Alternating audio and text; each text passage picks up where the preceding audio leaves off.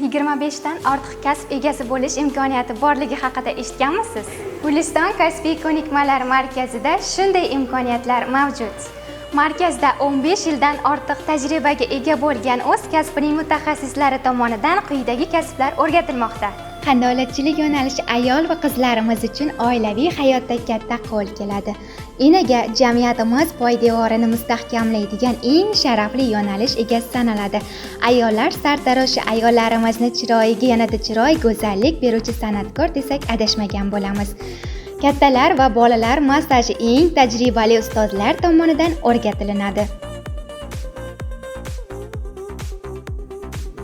4 turdagi payvandlash: elektr yoyli, gazli payvandlash, qarshilik payvandlash, lazer va ultratovush payvandlashlar kiradi.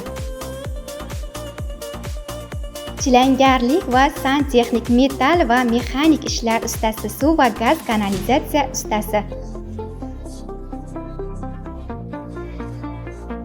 Yuk ko'tarish ustasi, og'ir yuklarni yengil qiladigan, qo'rquvlarni zabt etadigan, xavfsizlikni birinchi o'ringa qo'yadigan mohir usta. Zargarlik yo'nalishi bu nafis san'at yo'nalishidir. Kosmetolog: sizning go'zalligingiz bizning qo'limizda. Professional yondashuv: tajribali, zamonaviy, har bir o'quvchiga alohida yondashuv. Nestilist: bu faqatgina tirnoq bo'yab beradigan inson emas, balki chiroy baxsh etuvchi insondir. Elektrlik: turli joylardagi elektr tizimlarini o'rnatish, xavfsiz ishlarni ta'mirlash. Mebel jihozlarini yasash ustasi: har xil turdagi mebellarni yasashdir. Avtomobil ustasi: mashinalarni sozlash, ta'mirlash, barcha qismlarini o'rganish. Kompyuter bo'yicha barcha dasturlarni noldan o'rganish va o'z yo'nalishini ustasi bo'lishdir. Oshpazlik: mazali taomlar tayyorlash, milliy va jahon oshxonasini o'zlashtirilgan mahoratli oshpazdir.